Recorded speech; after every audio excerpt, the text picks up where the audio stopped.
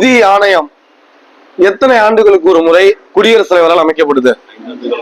5 ஆண்டுகளுக்கு ஒரு முறை குடியரசுத் தலைவரால் நிதி ஆணையம் அமைக்கப்படுகிறது.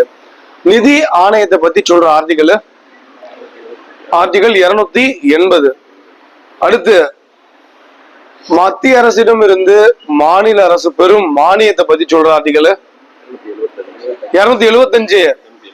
அடுத்து என்ன அப்படின்னா மத்திய அரசின் பரிந்துரைகளை பத்தி சொல்ற ஆர்டிகல் 281.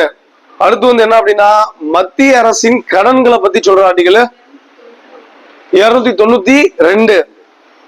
அடுத்து மாநில அரசின் கடன்களை பத்தி சொல்ற ஆர்டிகல் 293. தற்போது நடைமுறையில் உள்ள நிதி ஆணையம் எத்தனையாவது நிதி ஆணையம்? 16வது நிதி ஆணையம்.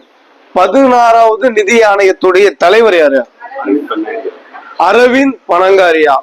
முதல் நிதி ஆணையம் எந்த வருடம் அமைக்கப்பட்டது? 1951. முதல் நிதி ஆணையத்துடைய தலைவர் யாரு? கே.சி. நியோகி. அடுத்து 15வது நிதி ஆணைய தலைவர் யாரு? என்.கே. சிங். 14வது நிதி ஆணைய தலைவர் யாரு? ஒய்.வி. ரெட்டி. பார்த்தாச்சா? இப்ப அடுத்து